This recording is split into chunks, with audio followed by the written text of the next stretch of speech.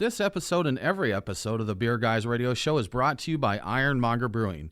Visit Ironmonger at their tap room in Marietta, Georgia, or online at ironmongerbrewing.com. Open up a tab, grab a seat, and pour a pint.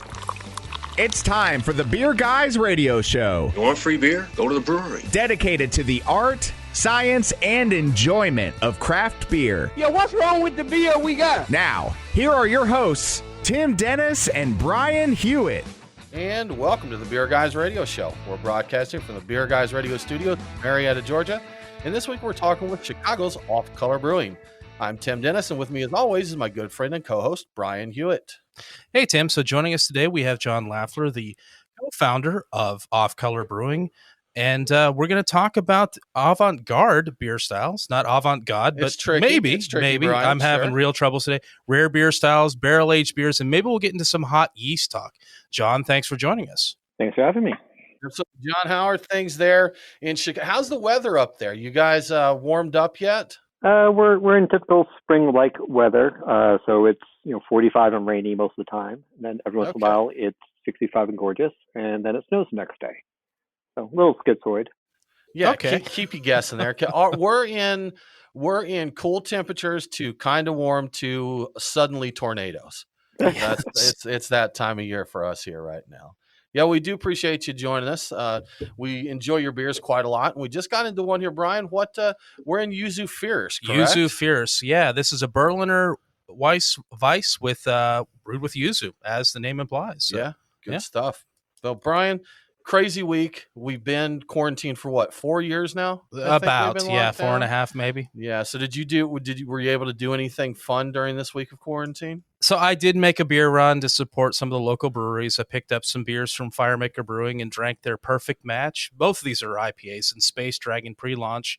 I got over to Monday night and took advantage of their, quote, estate sale where they were blowing out really whalish type of beers and drank an Overnight Celebrity, which was quite nice. And drinking my cellar, man. Some old Drew Fontaine from 2018. Again, that Overnight Celebrity from last year, and some Anchor Old Foghorn. How about you, Tim? I didn't do much, to be quite honest with you. I took it easy. I laid back. I did some, there's a lot of breweries now taking advantage of online avenues of that. John, are you doing any of that at Off Color? Are you doing any live tastings or video feeds or anything right now? We've been a part of a couple video feeds, like we did the Allagash Saison day one, but we haven't hosted anything ourselves. Okay. I'm just seeing a lot of breweries that are really getting into that. I've seen trivia. They've done some trivia. They've done different Pictionary type games. There's one Singo that we talked with the Truck and Tap folks about. That's right. They did. And a lot of really cool just speaking engagements going on there. There's some learning opportunities. Again, Zach from Truck and Tap is doing a beginner beer school, kind of getting people prepped for the CBS certified beer server through the Cicerone program there, and just having a good time with it. So it's kind of cool. I took part in a couple of those. Virtual bar night, virtual happy hour kind of thing. Those are always dangerous. They are. You go on with the intentions of having a couple beers, and then you're on there all night long talking with it. With Jason Pellet from Orpheus Brewing, brewmaster from Orpheus. 3 sheets to the wind, talking about how to solve all the world's problems. Fantastic. Yeah. John, how about you? Anything interesting for you this week? Getting a bunch of small batch barrel-aged stuff into package. So we have a line which changes bottle sizes. So spent most of the day changing from one size to the next. Okay. There. Keep you busy, right? Exactly. Yeah. Absolutely. Well, Tim, I think it's time for us to talk about the beers of the week. Crack open a cold one. It's the Truck and Tap Beer of the Week. Woo-hoo! Craft beer and food trucks in downtown Woodstock. Truckandtap.com. Well, Brian, as always, we have plenty of good beers to get into. We did some pre-gaming with one we've been enjoying, and this was another one, Brian, that you went out and did your supportive beer run on. And I like how you keep saying you're trying to support local breweries, using that as an excuse to buy too much beer. Hoard beer. Yeah. So, but we did Halfway Crooks Memories, which is a peach saison, really good funk, earthiness, mushroomy earth, sweet peach, and just a great funk to that one. Big really aroma. Nice big aroma. And as we mentioned, we are into the off-color Yuzu Fierce now. We also have Sparkles Find Some Trouble. We have their Space Tiger Wild Farmhouse Ale, Jerkbird, a Golden Ale, and one of our favorites, Brian, Dino S'Mores, a little s'more stout. Got to have that. And we're going to do our best, John. We've got an hour to do it. to go. Well, a couple of those are 750s. We may be in trouble. I believe in us. I think we can do this. Yeah. I believe in you guys too. Yes, thank you. We appreciate the support there. What are you enjoying this evening? I am drinking a Highlight out of a bottle. A Highlight. You know, I saw a few things about you and your love for Highlight. That may be featured later on in the show. We'll talk about that for sure. Well, Brian, what is happening this week in the news? What's in the news? The beer guys have the scoop. Extra, extra, read all about it. Time for headlines. All right, so it's the news we hoped we wouldn't hear, but I think we all kind of thought it was coming or knew it was coming. We knew it. Munich's 2020 Oktoberfest has been canceled over COVID-19 concerns. The event had been scheduled for September 19th through October 4th, which is dangerously close to the end of Germany's current ban on big events, but it does fall outside of it, which it was going to end the August 31st. Munich doesn't want to take the chance with that. You can't really socially distance Oktoberfest. And so this is a big deal. This means a loss of billion euros for Munich. And the estimated amount of 6 million partygoers would have spent that in the city. This will be the 26th time Oktoberfest has been canceled since its inception in 1810, but not the first time due to health concerns. It was canceled in 1854 and 1873 due to cholera outbreaks. So plagues and wars have canceled it before. Pretty much plagues and wars. Yeah. Last I read, there were 143,457 registered cases of coronaviruses in Germany, with 4,500 or about 4,600 of them being fatal. So they still have some concerns over there. Not really. I mean, something like that takes a lot of planning. You know, you're not just going to throw it together. So for some people, I've seen people say it was premature, but this is something that'll go on for a long time. But I did see today, Brian, a big one for not beer news, but Atlanta said they're not canceling, or Dragon Con said they're not canceling or rescheduling. They're not. Their con right now. That I think that's Labor Day weekend, and they said that they're watching everything going, but for now, Dragon Con is still on. Yeah, the Oktoberfest thing is like steering a massive ship. It's all or nothing. You either commit to it 100% now, or you don't do it. Right. That's what that is. So the Beer Institute published their unofficial estimate of beer barrels shipped in March based on taxes paid.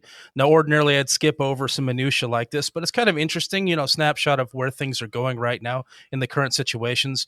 March 2020 saw 14,300,000 barrels shipped, which is a 70,000 barrel drop compared to March of 2019, or a decline of about 0.5%.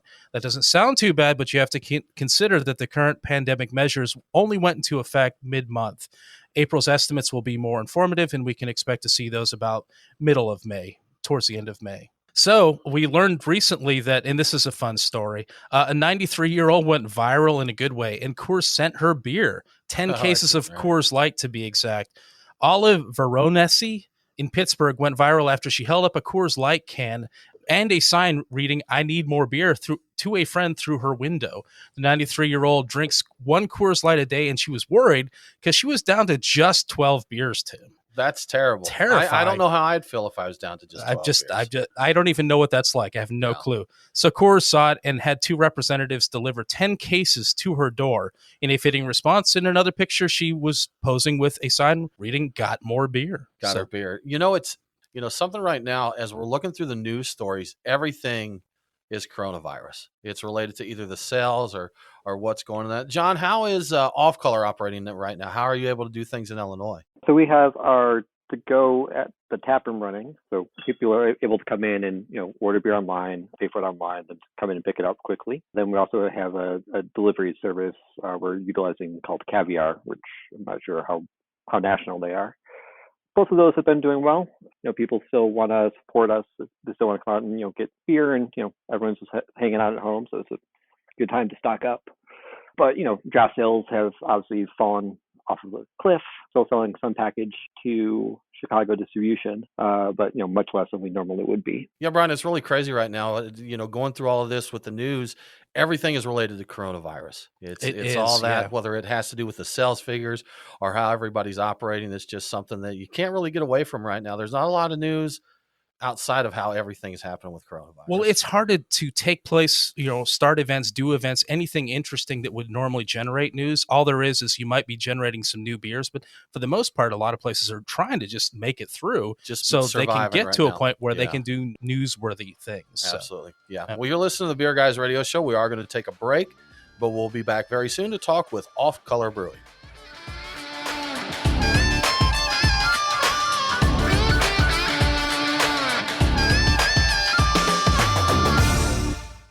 As beer lovers, we know real beer, and Athletic Brewing makes non-alcoholic beer that stands shoulder to shoulder with full-strength craft beer. With a fraction of the calories and certified organic, it's a great beer to enjoy anytime. Check out Athletic's selection of IPAs, golden ales, stouts, and more at athleticbrewing.com. Use code BeerGuys25 for 25% off your first order, and U.S. customers get free nationwide shipping. Athletic Brewing, brew without compromise. Have you ever thought about owning your own brewery but don't know what it takes to get one built? We're Storytime Construction, and we build breweries. We're Georgia's most experienced and hands-on contractors when it comes to building new breweries and tap rooms, or expanding existing breweries. We offer full build-outs, remodeling, and additions, as well as consulting and construction management. Give us a call at 770-733-4343. Storytime Construction. We build breweries.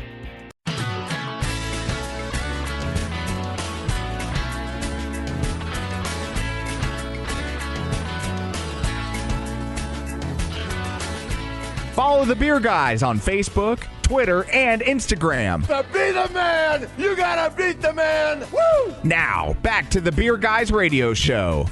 Welcome back to the Beer Guys Radio Show. Remember, all episodes are available on demand, so if you missed the broadcast, get the podcast. Beer Guys Radio is available on all popular podcasting apps. Now let's get back to our talk with Off Color Brewing.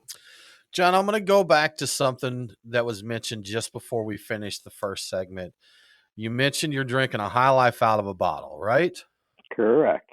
Beer geeks really like to talk poorly of the BMC beers, as they're called. But you've not only, you obviously enjoy your High Life, but you've collaborated with them as well, correct? We did. We made a beer called Eek with them. Eek. Okay. And Eek, if I remember, was that a wild ale? Yep. It took about 2.5, 3 years to convince them to do it with us. But basically, we went up to Milwaukee. The great thing about Chicago and Milwaukee is, we're so close to each other. It's a 45-minute drive, and you can take the train up there. It's super easy. Right. So we went up there, and we brewed 10 barrels of High Life with them on their pilot system, which, of course, is a super tricked out 7-vessel. Basically, yeah. Right. Yeah. Much nicer than any brewery I've ever worked in. Pilot with air quotes around it. Yeah. Exactly. And, they just use it for raw materials testing and new product development stuff. But they can't sell the beer. So I guess they just, put some of it in their employee tap room, and then the rest literally just gets dumped. Oh, wow. Okay. But for them, it's the equivalent of, making 5 gallons of beer and then dumping that. Right. So it's very different. But, anyways, we learned how to make High Life from them up there. Then a couple of their brewers came to us. We made, wort as close as we possibly could to base High Life wort, and then fermented it with a whole host of our sort of wild and native fermenting microorganisms. Okay. Sort of a weird approach to a very classic beer. I was wondering, because I saw that in my head kind of exploded, that you got them to collaborate on a wild beer. And I'm like, were you trolling them or something? And like, that must have been difficult to talk them into it. Took a long time. Okay, that makes a lot of sense. I saw a video with the lady from Miller, and I forget her name right now, but and she mentioned that you had mentioned, let's collaborate. And she's like, oh, okay, John. She just kind of blew it off at first, so. Yeah. Is that an ongoing thing? Are you still like producing that particular beer that way, or was that kind of one and done?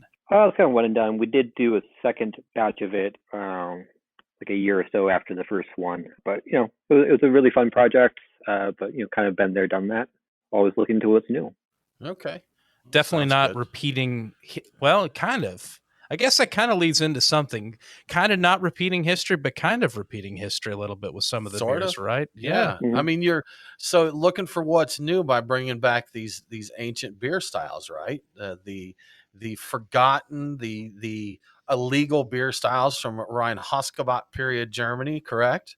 Sure. There's been so many interesting and unique beers throughout civilization, a lot of which have just sort of been lost.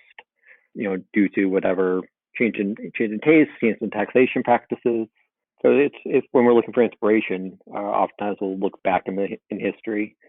7 years ago when we started Off Color, there was a lot fewer breweries doing stuff like that. Obviously, we're less unique in that regard than we used to be. There's human beings, our taste profiles, the things we actually enjoy, don't change that much. A lot of it's just sort of cultural influence.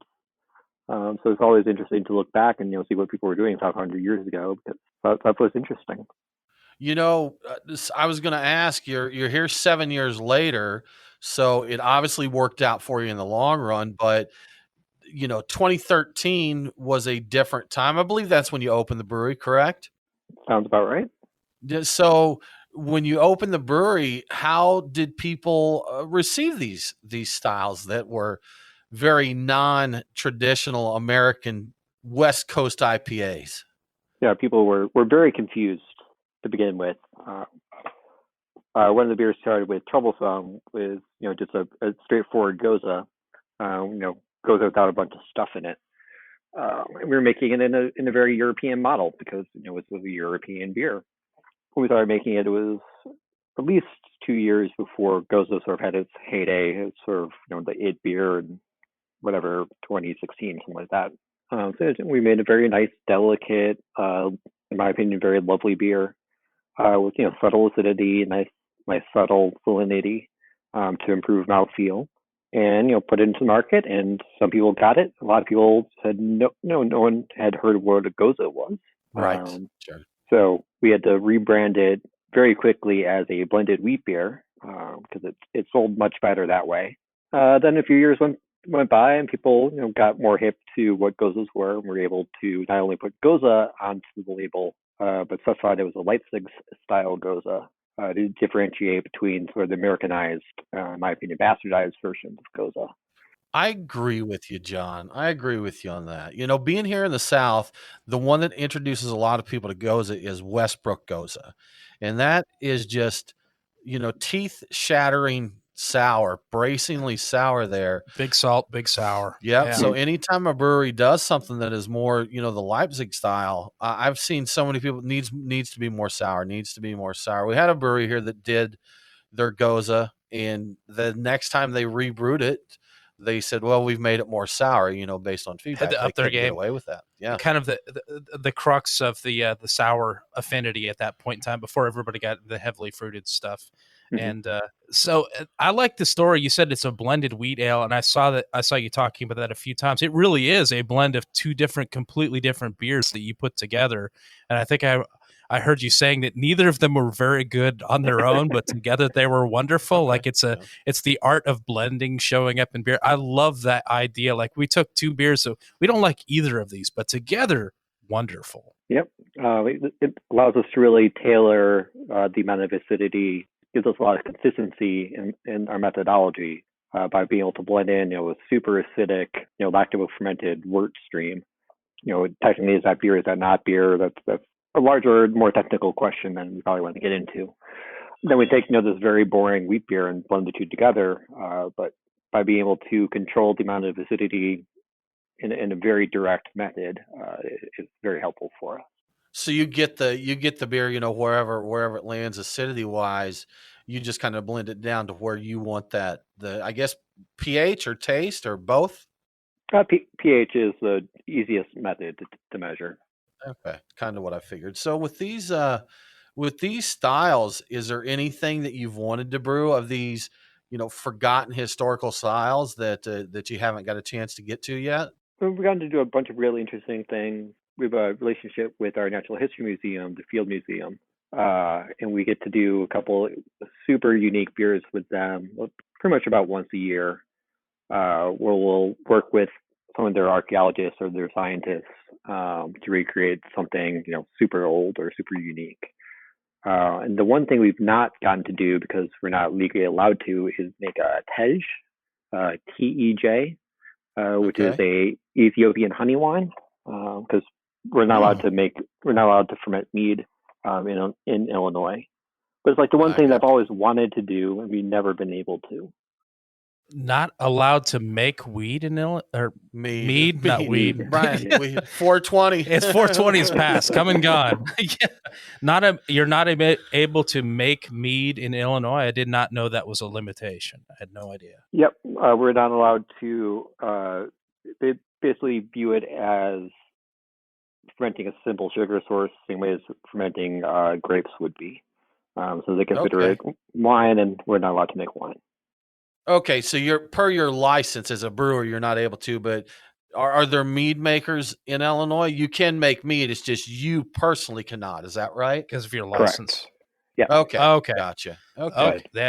Yeah, I've seen a few that does that. We're actually, our studio is inside of a brewery here, and they actually just kind of partnered with a meadery that opened a tap room connected to theirs, but separate. It is a separate business there. So we got mead and beer right here. We do, yes. And yeah, so pretty cool thing. Well, you're listening to the Beer Guys Radio Show. We do need to take another break, but we'll be back very soon to talk more with John from Off Color Brewing.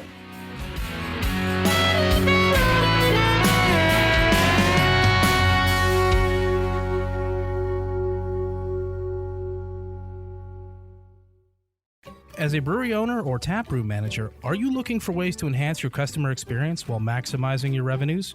Craft Cellar is a mobile solution that helps your brewery drive sales and attract new customers through online pre-sales for beer releases, events, and memberships. Get details now at craftcellar.com. Mention Beer Guys Radio after sign-up and extend your free trial to a full 30 days. Remember, craftcellar.com, craftcellr.com. Craft beer forged with a reverence for tradition and new styles that start a revolution. Ironmonger Brewing. The brewers at Ironmonger Brewing pride themselves at being masters of barrel-aged, hoppy, and sour beers. They invite you to their tap room in Marietta, Georgia to taste and see. Also visit their barrel room for an intimate drinking experience with great live entertainment. Keep up to date on all things Ironmonger by liking them on Facebook. Ironmonger Brewing, establishing a new standard in craft beer.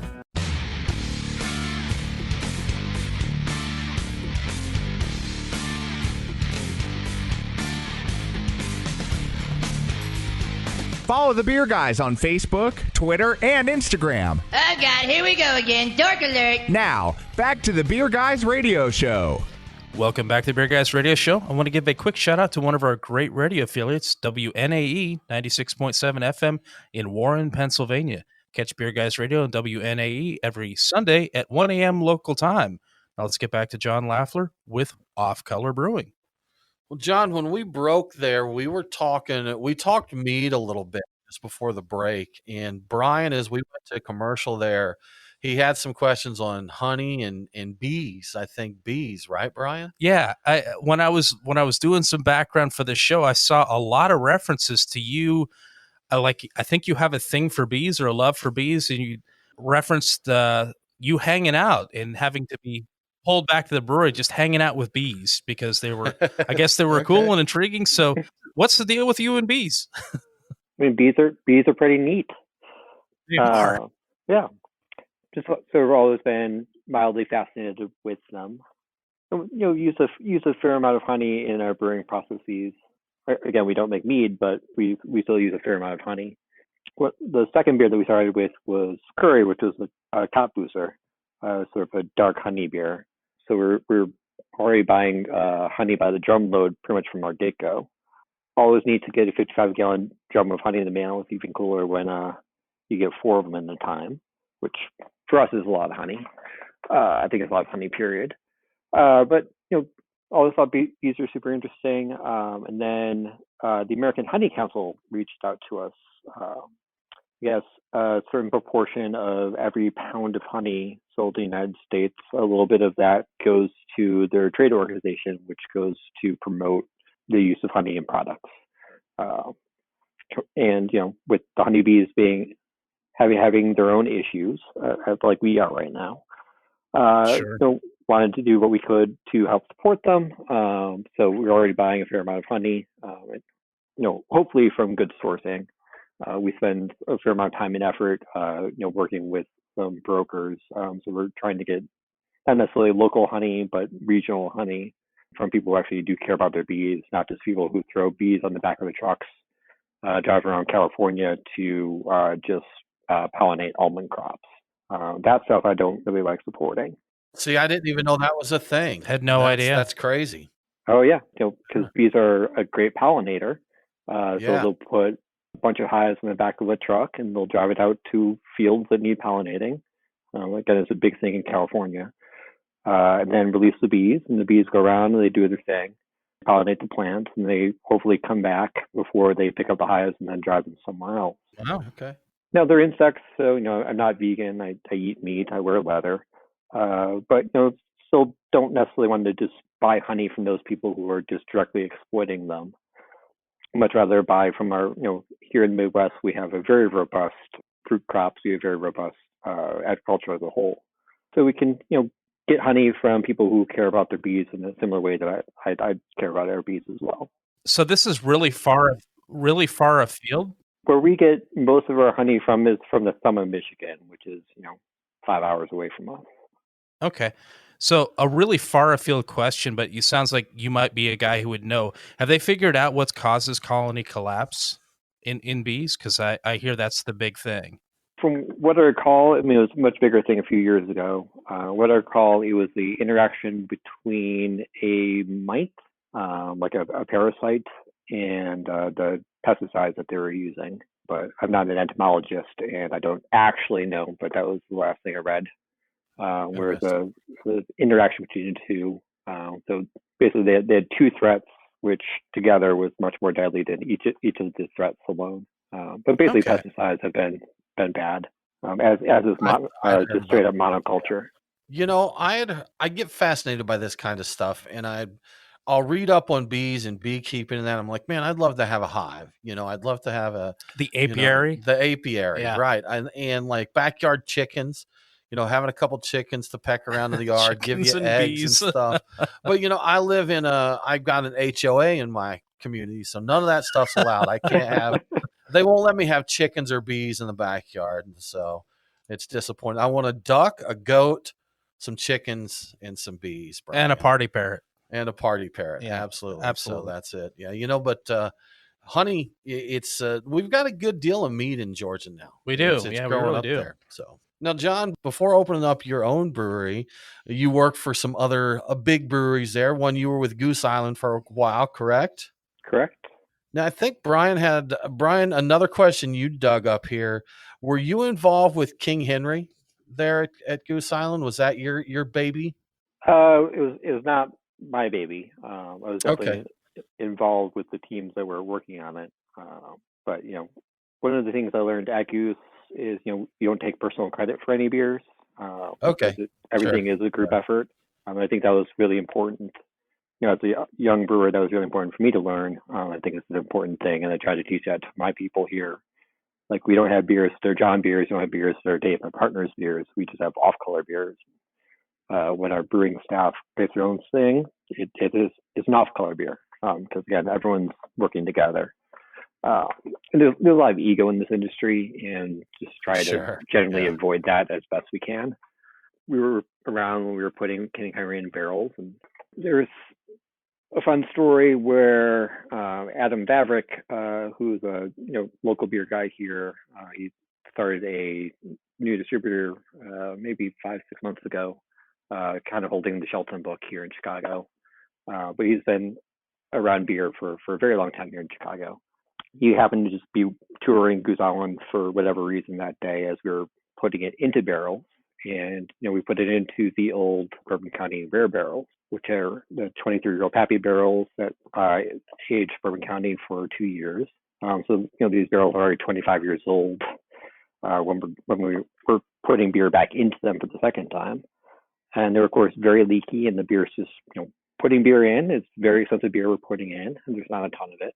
And it's just spitting out all the seams because these things are barely liquid tight. We had already pressurized them to get Bourbon County Rare out of them, and now we're trying to refill them. And Vavrick walks by, and he looks at all the beer spitting out, takes a little glass and sticks it under, and grabs some of the beer coming out the side of the barrel, tries it and goes, "Oh, it's pretty good, but I think it needs more time in the barrel." Yeah. That was a very funny joke, which did not land very well that day. No, it doesn't. It's nice. Right now, absolutely. Yeah. The reason I had that written down, I'd seen you mention that at one point in the research, and I made my trip down to the Porter Beer Bar because I heard that they had it. Maybe the last place in town that had it. I got the very last bottle they had. It sat there midweek at lunch, basically drinking a bottle of King Henry, and I shared it with I think it was a bartender. I shared it with somebody else there because it's a big beer. It's a great beer. I kept the bottle and I still have it on my shelf. It was quite a thing. So I just I thought I'd let you know that because it was appreciated. Even though it's not specifically your beer, you were involved in it. I really appreciate it. That was a good beer. It was tasty. It was a good one. You know, John, something you mentioned earlier, you were talking about you have these two beers that on their own that they're not individually that great, but you blend them together in a good beer. And I think I'd heard that about Bourbon County before too, that it's brewed to go into barrels and get treatments and that, but it's not that good on its own. Is that correct? Absolutely. It's pretty flaccid and one note. It's really just designed for barrel aging, which was, I think, the coolest thing about it. The closer it gets to release, at least when I was working there, they would dry hop it with Simcoe and call it Night Stalker. Even that was just kind of boring, especially once the hops fade away. But I just think the most interesting thing is that it's designed with the idea that it's going to be aged. Okay, makes sense. Brew it. It comes out well, so I guess it all works out. Yeah. You're listening to the Beer Guys Radio Show. We need to take another break, but we'll be back soon to talk more with John from Off Color Brewing.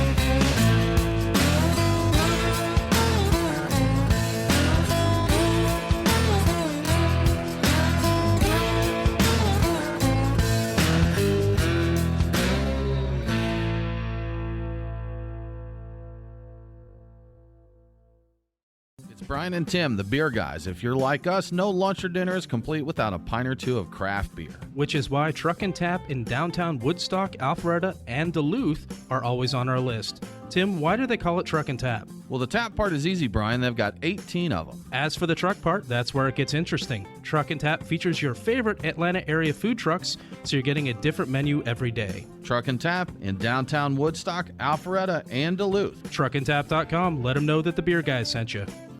Is your brewery or restaurant flooring all jacked up? Your foundation needs to be protected from heat, chemicals, and other contaminants. At the same time, you want to make sure it's slip resistant and you can clean up your messes with soap and water. You know who to call? ResTech. We've been manufacturing poured in place flooring since 2002, and we've got solutions to fit any facility's needs. Go on and visit our website at ResTech.net. That's RES-TEK.net. Drop us a line and we will come to you for a free evaluation. Oh, yeah.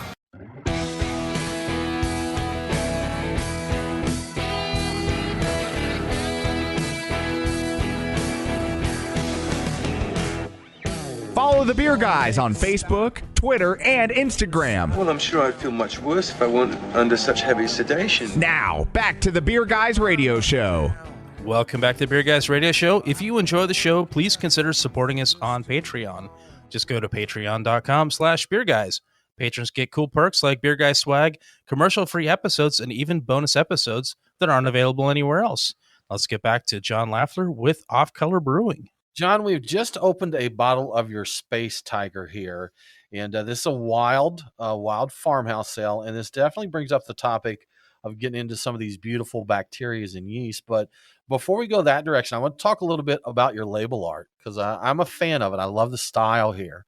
Thanks. And all the animals and that. So the astronaut on Space Tiger, is that a tiger? Is that a tiger in that astronaut suit? That's a tiger in space. Okay, Tiger in space, that makes sense to me, man. Is it one of Joe Exotic's tigers? Is that a Tiger King? Was he getting away from Joe Exotic there? So probably a good idea. Who's your artist? Was there a method to this becoming your identity, or did it just kind of happen? Sure. So our main illustrator is Nikki Jarecki. She's a local Chicago arts teacher. She teaches art for elementary schools. My mother was a children's librarian, so children's books have always been, super important and omnipresent in my life. When we were looking at sort of where we wanted to go with our branding, that was just a natural fit. I really like having a mascot as a logo because we can tell stories with it. And for me, beer is about bringing people together and being able to converse, like we used to be able to do in bars and whatnot. Back in the day, the good old days. Yeah. Oh, so long ago. But, bringing people together and telling stories. So really wanted to have, a cutesy little character that we could tell stories with, which is how we ended up with our little mouse friend. And Nikki's style, I've known her for a bunch of years before the brewery opened. Sort of general styling worked well with what we were doing, and we were good friends. And one thing sort of came to it. Everything sort of came together. So cool. Now, I believe the mouse's name is Mischief. Is that correct? That is correct. Does the T-Rex have a name? I've seen the T-Rex on a few. Yeah, the T-Rex does. The T-Rex is Sue the T-Rex. Okay. Sue. All right. Okay. You can go see Sue in person. Like Sue lives at the Fuel Museum. Yeah, that's right. Oh, all right. And all also right. the namesake of a beer made in Iowa, for those who don't know. The Pseudo Sue. Oh, after Sue the T-Rex there. Yeah, I hadn't put that together. I used to own a T-Rex, John. I had a 6-foot tall cardboard T-Rex that was Natural Light branding boxes. So we named it Nattysaurus Rex, and it lived in my dining room for a while until it just I had to adopt him out. I sent him on to another good home. Rehome him. Yes. Yeah. From earlier, we had Sparkles find some trouble. I'm guessing Sparkles is the cat on the bottle, right? Yep. Sparkles was an actual cat that got adopted out. We did a thing with a local adoptable animal shelter here. Made beers for each of the animals. I think there was 8 total. So Sparkles was a real cat, and she got adopted out. And I think we tried to do an online thing where we were trying to find who ended up with the cat. I don't think we ever did, unfortunately. But Sparkles, if you're out there, we really love to hear how you're doing now. Yeah. Check in with us. Absolutely. Now, we were talking bacteria and yeast in that wild farmhouse ales, and we talked a little bit about doing wild ales, and you said your location doesn't really or like lambics in that. You spontaneously said your location doesn't really lend itself to spontaneous beers. Is that correct? At least I'm not brave enough to try it. Okay. Yeah. All right. Right across the river from us is a garbage transfer station. So I'll make the garbage trucks pick up everyone's garbage and then drop it off across the river, which is 150 yards away. So the idea of leaving wort out is not very attractive to me. Not going to waste good wort there, right? Yeah. We try to do instead, because we still do a fair amount of native fermentation, so at least what we refer to as native fermentation. For us, that means harvesting yeast directly from nature. So, we have one of the hearts of one of our main mixed cultures that we use. Actually, Nikki, our illustrator, and I were at a blueberry farm in Michigan, swabbed the outside of a blueberry to get the powdery white yeast that lives there. So I grew that up, and it has this fantastic, super juicy, aromatic quality, but doesn't ferment particularly well. It doesn't do sugar takedown. So we will blend that. We'll blend the native yeast strain with some other yeast strains. I think that one's probably either a Belgian ale strain or a Saison strain. I don't quite recall. That does a much easier job of base fermentation. By blending those couple things together, we can sort of get the best of both worlds. So we get this super juicy aromatic with a proper fermentation. And if we want more acidity, we can blend in different types of bacteria to sort of tailor make the fermentation package to try to take a base wort and then end up with something a little bit more beautiful. So that's intriguing. So with the natural, more aromatic wild yeast, do you need to give it a head start, pitch that first and then the other one to chew through the sugar, or how does that work? We've been using it long enough that we've gotten the actual yeast blend pretty well dialed in. So we're not doing subsequent fermentations with it. We certainly do a couple beers where we will pitch, actually Space Tiger is one of those, where we'll pitch a Brett strain into the beer first in order to get that a head start, and then do a sack to finish it up later. But for the blueberry culture, that's just a nice little mixed culture package all in and of itself. Again, that Space Tiger is fantastic. But speaking of interesting yeasts and bacteria, I understand you've got a bit of an exchange program with some other well-known breweries out there like Jester King and Side Project. Tell us a little bit about that. That seems really cool. We've done a bunch of fun collab beers over the years with different external breweries around the country. There's a lot more now than there used to be, but 5 years ago there was 20% of what there are now. And, sort of doing collab beers, everything sort of ends up in a barrel at some point, more or less. So also I was like looking through my barrel notes, it's like, well, 75% of my barrels are, have sort of co-inoculated with other people's yeast strains at this point as well. So as we're opening up Mousechop, our taproom location, we have 558 hectoliter casks or foeders, depending on if you're talking the French or Italian method. And thought it would be fun to just, instead of trying to keep everything separate and everybody's sort of yeast strain separate, just throw everything together. So we have one foeder, which we call miscellanea, where we just, every time we make a beer with another fancy mixer and brewery, or throw their yeast in with everybody else's, which has been a super fun project. That's pretty cool. Very cool. That's pretty awesome. Absolutely. We hear a lot, John, about the developments in hops, the experimental hops, the new things coming out in that. Are there still new fun yeast and bacteria and stuff being discovered out there? Is there as much action on the yeast side of things as there are with these trendy hops? I think so. I think there's sort of constant innovation in that realm. It gets a lot less attention, obviously, than hops do, because we're in America. But, people are constantly coming up with new wild strains and finding new stuff in nature. Kvik or Quebec, depending on how you pronounce it. I'm not sure what's actually proper. Right. But sort of that Norwegian farmhouse ale stuff, that was pretty big for a lot of people. I've never been particularly, enthralled by it. Really? Okay. Yeah, like the idea of being able to ferment a beer out in 3 days, fermenting at 95 Fahrenheit, just doesn't really, we don't need to make beer that quickly. And if I'm fermenting something at 95 Fahrenheit, I really want it to be very expressive, and I've not gotten the sort of aromatics I would expect. Like when we ferment our Saison strain, that gets up to 93, 94, 95 Fahrenheit. We do everything in Celsius, and I have to back off and talk in American units.